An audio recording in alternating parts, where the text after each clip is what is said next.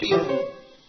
It's like, how do you tell somebody how it feels to be in love? How are you going to tell anybody who has not been in love how it feels to be in love? You cannot do it to save your life. You can describe things, but you can't tell it. But you know it when it happens. That's what I mean by free.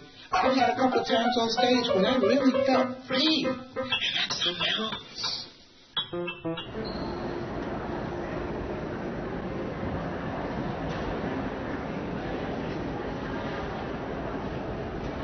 Welcome back.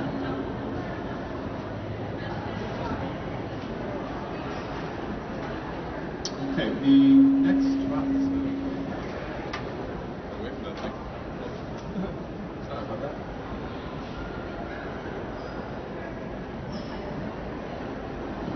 Acting up. Okay, Voices by Alexis Radvansky. It premiered last week, first time I saw it. Alexis Radvansky is currently the artist in residence at ABT. He's held that position for the last 10 years. All his bio stuff is in the program, but we could simply say he's probably the most sought-after choreographer in the world at this point. He's really now part of the ballet canon. He's part of Balanchine. He is one of the most important. As the critic Alistair Macaulay once said, he is the most gifted choreographer specializing in classical ballet today. What makes Ratmansky the most gifted? Why is he in such demand? When one looks for a common thread in Ratmansky's ballets, I think you find a continuous exploration of story and character. In a way, there's a similar tie there to Jerome Robbins, one we just saw in The Dreamer, but it's a little bit more abstract than Robbins' work maybe. Now, many New York City ballet fans can be fairly dismissive of story ballet. This is New York, this is the house of Balanchine, who famously said to one of his dancers, "Don't show me your soul, I want to see your foot." But such a clear delineation between story and abstract ballet becomes increasingly opaque when one really begins to think about and kind of analyze the great works really from the last 100 years even. And it's Alexey Radvansky himself. His work best illustrates, I think, this blurred distinction between abstract and narrative. In a 2011 New Yorker profile on Ratmansky, the writer Joan Chella wrote that Ratmansky says he doesn't see a big difference between narrative and abstract ballet.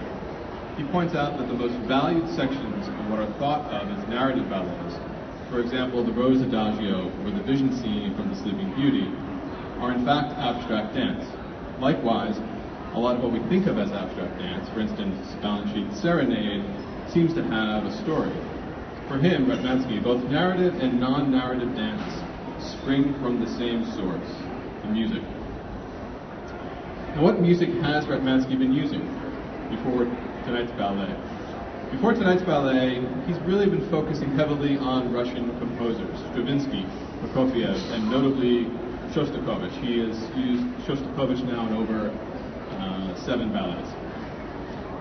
The great dancer Baryshnikov said about Ratmansky, quote, "He loves Russian music, and for him everything comes from music. When he talks to me about ballet, it's always about music." You get the focus. All right, so let's quickly listen to a bit of Shostakovich's second piano concerto from 1957. Ratmansky used this piece for his ballet Concerto DSCH in 2008, which was for New York City Ballet. This is the second movement.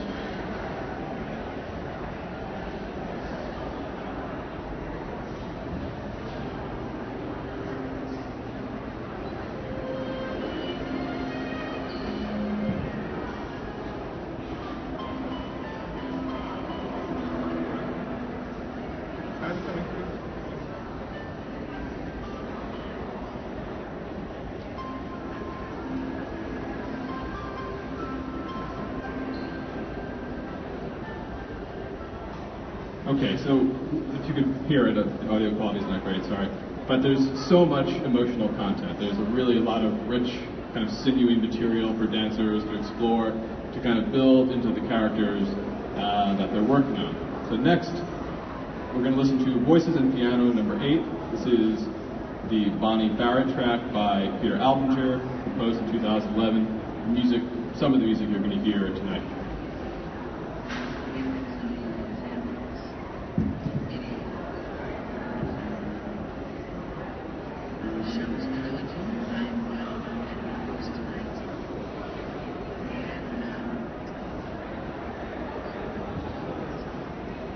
Okay, not coming through so clearly, but it's obviously very different. It's piano layered on top of a voice. As the dancer Sarah Mern said after hearing this, she said, "How am I going to dance to this?" It is an entirely new language for Ratmansky. And to that end, after the rehearsal, again, principal dancer Sarah Mern spoke with a dance writer, Rosalind Soklas, and said, "There is no musicality to this work. It's just your own." Sarah went on to say, "I'm working with him on a whole bunch of ballets, all super connected to the music, and it was the first time I had ever heard him say this. I thought, who is this person? And who is this person indeed? This is really Ratmansky deliberately shaking things up in his world." He came to this specific music through a suggestion by his son, Vasily Ratmansky, who was a music composition student. Peter Albinger is an Austrian composer, or Austrian-born, and now lives in Berlin. And Voices and Piano is a collection of recorded speech, including Nina Simone, Jean-Paul Sartre, Mother Teresa, accompanied by solo piano that usually will reflect the pitch and rhythm of the speaker's voice. Albinger has written over 50 of these works, and I said he never wants to hear them all played in a single go. You're supposed to just pick a few, and that's exactly what Ratmansky has done. So for this performance, you'll see a solo piano on the side of the stage, and this pianist plays the score from standard piano notation. To keep up with the tempo and match the playing to the voices, the pianist, you really won't be able to see it, but he has an earpiece on, and he's listening there to a click track. A click track just has voices with a bunch of different little markers, essentially, within it to keep him on tempo, essentially. This will be played by New York City Ballet pianist Stephen Gosling. He's relatively new. He's only been here for 3 years as an artist, but he used to play in a lot of new music groups. He's also played some Albinger in the past, so it's definitely a good choice. The sections of music that Ratmansky selected, he then matched a female soloist. And Ratmansky said, "I knew there were certain dancers I wanted to use, and that the solos needed to be different in character. I looked for sounds that would fit each dancer. Each solo is inflected by different aspects of these personalities, institutions, histories, or just the specific coolness of a voice, or the unusual intonations and musicality of the sentences." So you have 5 tracks, 5 soloists. There are linkages between them, but now they're talking about things, they're saying things. It's not that you have to really listen to the words, that not even matter, and at times they're even talking about very serious things, but does that even matter at all? And what is Ratmansky doing to pair these dancers? You've got Bonnie Barnett, an American musician and radio personality, paired with Sarah Mern. You've got Nina Simone, famous American jazz singer, paired with Georgina Peskova. All these combinations, where does it kind of play into? Is it the rhythm of the voice, the sound of the voice, part of the piano? It's a wonderful ballet to kind of play along with your attention and see what you focus on. You focus on the music, the voice, combination of that, on the dance. It's bizarre in many ways because you can really change your experience by the way you change your own attention. And I think overall, I found myself looking at it and saying, if I just dropped myself into the theater and I had no program in front of me, I would not guess that this is Alexey Radvansky. At the same time, it can be nobody else, because it really does has sort of the beauty and the sort of signature sort of subconscious elements that only Ratmansky brings to the table. So hope you enjoy it. Thank you very much.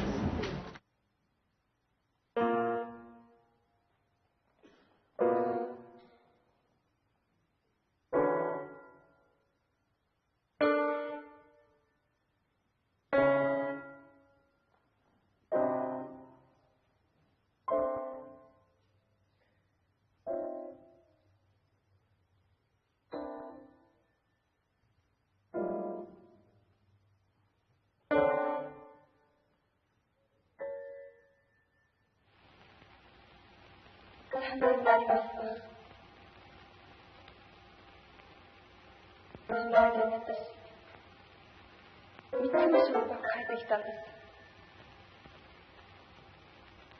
それだってただ食べていくための仕事っていう意味しかありませんでした。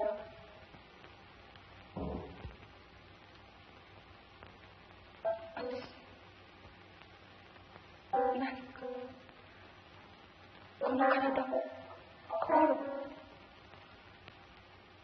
何もかも投げ出せる、そういう仕事がしたいです。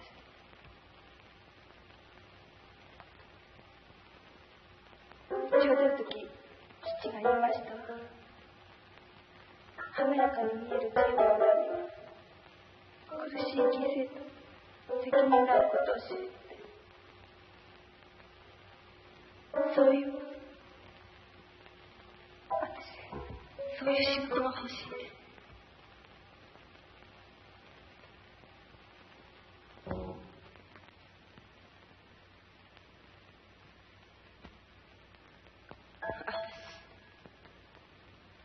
バカな君に秘密が欲しいな。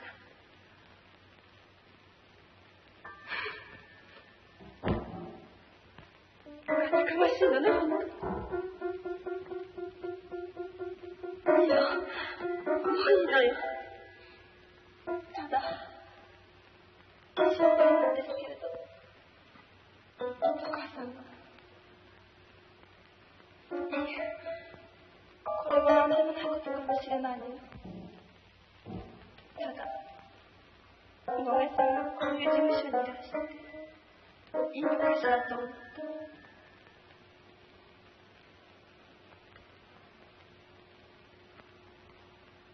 分からなければいいのよ。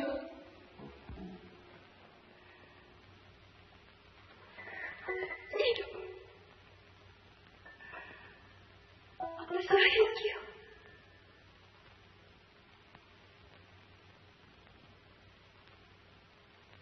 でも私はもうあそこの生活に根を張ってしまったんです。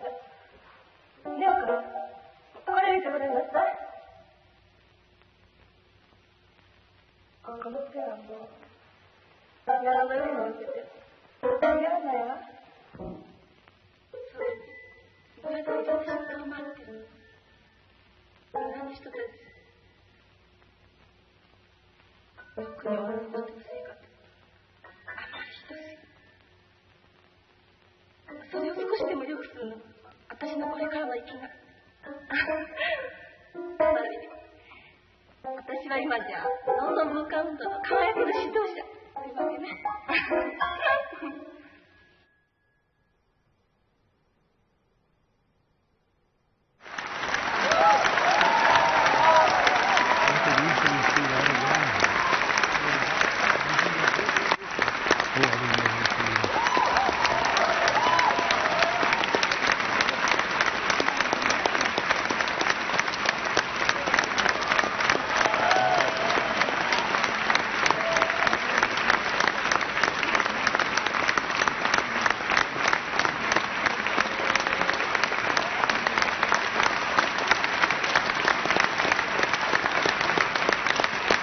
Please